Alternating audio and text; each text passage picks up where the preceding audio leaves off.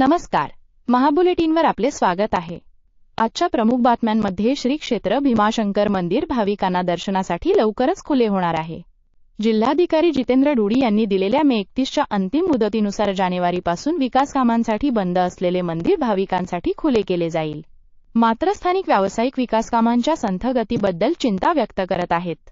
भीमाशंकर विकास आराखड्याचा विचार करता मंदिराचे स्थान खेड तालुक्यात असूनही एकूण 3 टप्प्यांपैकी पहिल्या 2 टप्प्यांतील सुमारे 254 कोटी रुपयांची प्रमुख विकास कामे आंबेगाव तालुक्यात केंद्रित झाली आहेत.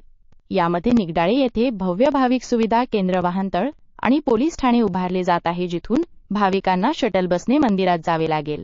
खेड तालुक्यासाठी मात्र केवळ 33.80 कोटींची कामे प्रस्तावित असून ती अजूनही अंदाजपत्रकाच्या प्रक्रियेत अडकलेली आहेत.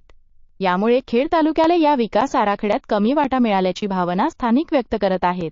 इतर महत्त्वाच्या घडामोडींमध्ये सातकरसळ येथे शेतातील विद्युत पंप सुरू करताना विजेचा धक्का लागून मंगेश दत्तात्रय गावडे या 43 वर्षीय शेतकऱ्याचा दुर्दैवी मृत्यू झाला.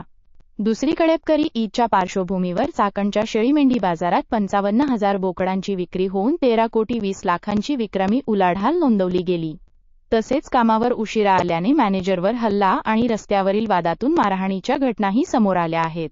अधिक बातम्यांसाठी महाबुलेटिन व्हॉट्सअप चॅनल फॉलो करा.